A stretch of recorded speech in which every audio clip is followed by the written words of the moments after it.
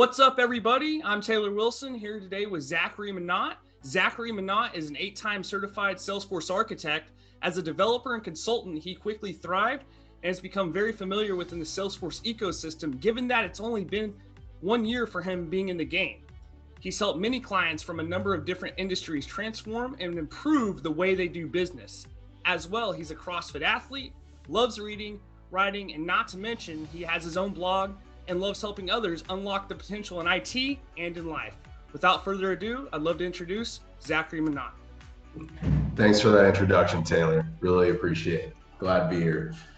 Thank you. Yeah, thanks, Zach. Thanks for being here today. And I know you have quite a resume, and really accomplished a lot in just a short time you've been in the Salesforce ecosystem. And just to get started, I'm interested. Who is Zachary Minott?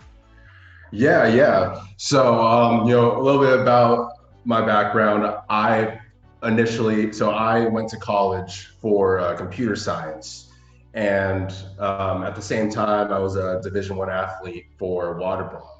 And water polo was a huge part of my life, where it gave me a lot of necessary soft skills that were I found easily translated into not only like development and grit, but like business itself and the way I interact with others. And I attest a huge part of what I've accomplished thus far to those moments. Initially, I wanted to get into game development, and over time, I sort of lost passion for doing that. But during that initial journey, I learned a lot about how to program and how to become better and how to improve myself.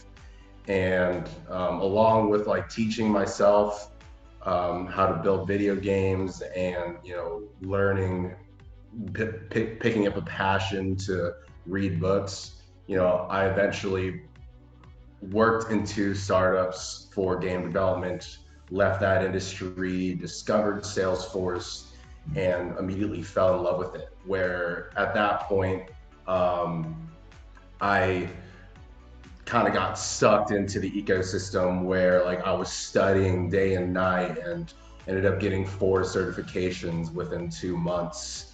And it's still been less than a year since I started working with Salesforce, and I've received my Developer 2 certification and application architect status.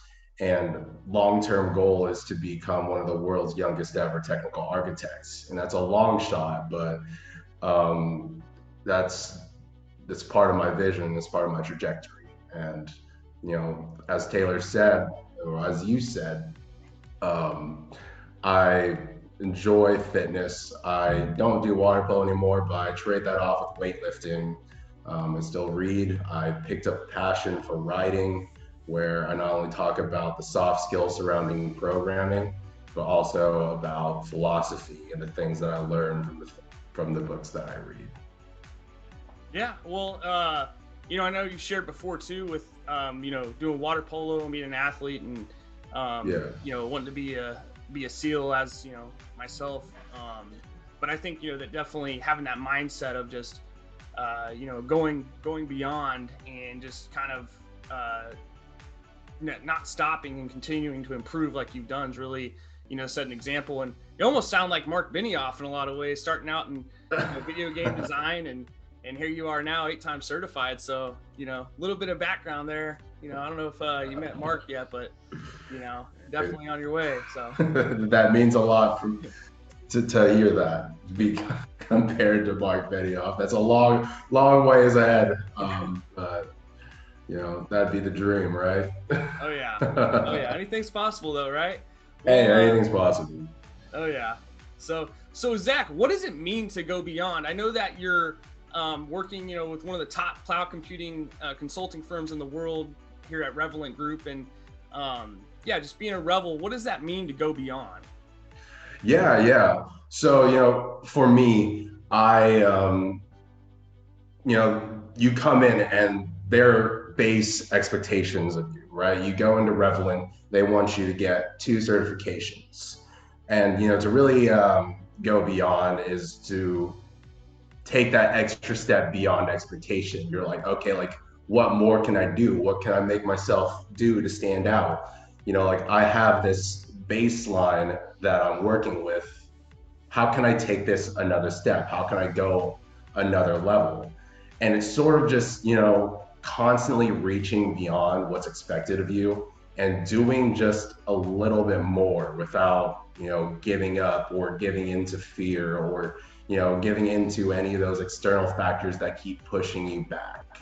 You know, I came into Salesforce knowing absolutely nothing. I barely knew what Salesforce was, what the goal was, but I was put into an ecosystem where a lot of the other people I was surrounded with, they did know Salesforce. They did have years of development experience in the you know programming industry, and I didn't have that vast experience. But when you realize that you have that lack of knowledge, you turn that into motivation to be like, well, I can do this. I can learn these things that I don't know. And when you're in tech, you're in this constantly shifting battleground where like things are evolving and you can't stagnate. And if you stagnate and you stop pushing yourself, you're going to be risking the possibility of you becoming irrelevant down the road. So part of the reason of going beyond is not only maintaining relevancy,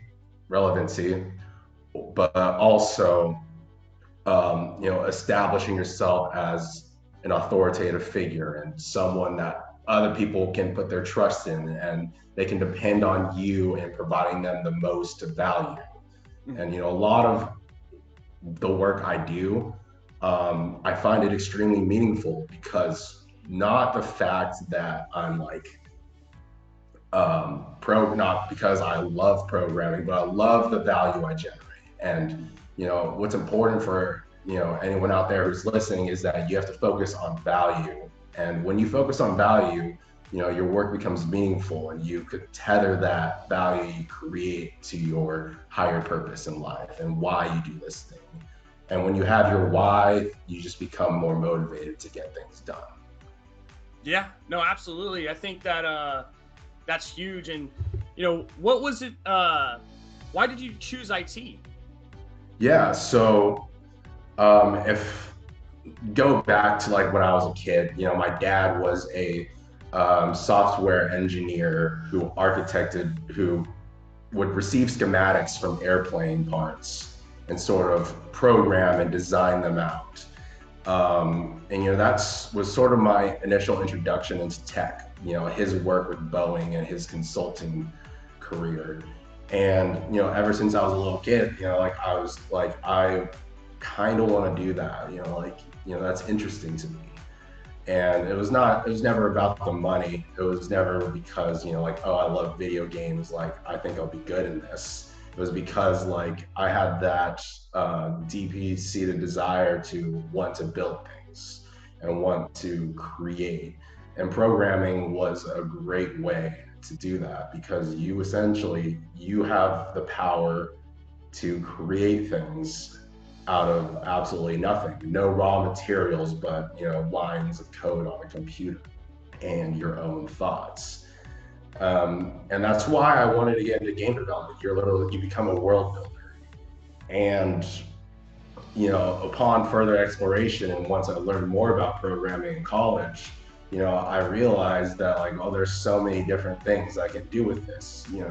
There's so many different avenues of value and different ways that I could help, forge the future. I'm still super young and I haven't made a vast impact yet, but it's focusing on those incremental steps, focusing on that value that keeps me going. That eventually I'll reach that point where I will be able to, fulfill that dream where like I am building like the great new and innovative things. And I think that's where most developers, will like want to do. Like the best developers is that they focus on, that impact that they want to make. They'll focus on the desire to build. And developing goes far more than programming. It goes into architecting, it goes into management and leadership. there's so many different realms of development, and I by no means, because I started in development, I by no means want to be a programmer my whole life. I want to be the designer, the thinker, the one coming up with the ideas, and one pushing them forward. And yeah. Yeah, well, it's quite extraordinary what you've done, and from an early age, you already had that mindset of what you wanted to do and what you wanted to be. And I'm interested too. How did you get involved in IT, and how can others get involved in getting started in IT? Yeah. So with a lot of great programmers, you hear them, they're like, oh, like people like Steve Wozniak or like Bill Gates, like these people were like programming in high school. Like I didn't program in high school. I took one computer science course my senior year of high school and felt like I learned absolutely nothing from it, right? Like, it wasn't exactly meaningful to me then. But, lucky for me, like I got into the computer science program at the school I went to for college, and sort of learned a little bit more of that. But what I also learned is that, you don't have to go to college to be a programmer or a developer. There's many different resources, out there. You have boot camps, but, you don't have to spend a whole ton of money for an education in developing, as so long as you have that desire to build. So like if you're new to tech and you don't have those resources available to you, you have to use the resources that are affordable to you online. Luckily, these days you have YouTube that releases, where people release these full-length courses on how to build things, where they teach you the raw syntax of a programming language. You have free platforms like Codecademy, where you get paid $10 for a course on Udemy and sort of gain that education. And the good thing about doing this, like when you first start out, is building a portfolio of different projects. It's not enough to just learn how to code and understand the syntax. You got to learn its application, the frameworks that it's working in. And the best way to, and how I would approach it if I was new, is to simply pick something that you want to build, figure out the language that's best needed for that, and then just simply start piece by piece, step by step. Don't focus on the entire end goal itself, focus on the process. And that's where you do the best work, is when you focus on the process and you focus on just getting it better and seeing the whole process as a learning journey for yourself, as a means to grow into the person you want to become. Absolutely. Well, it almost sounds like, how do they say it, bit by bit or bite by bite? Yeah. Hugely influenced by, I don't know if you're familiar with James Clear. He wrote this book called Atomic Habits, and it's all about just setting the tiniest possible goals for yourself, but doing them every single day. So, my learning journey, like I got into reading because I wasn't trying to read a whole book a month, but I was just trying to read 10 pages a day, or I was just trying to learn game development by watching one 10-minute video a day. And you don't truly become good at something until you're doing it every single day and you're improving every single day. Absolutely. Well, Zach, I appreciate the time, that you've given with us today. And how can people get in touch with you or follow or find you? Yeah. You just find me on LinkedIn. Just my name is Zachary Minott. And if you were interested in, reading what I write, or, what, I spend my free time in, you can find me on medium.com with that same name. Awesome. Well, it's always a pleasure talking to you, Zach, and of course. Time. So, without further ado, Resourceful Vet out. Thank you. All right. Thank you, Taylor. Appreciate it. Sure.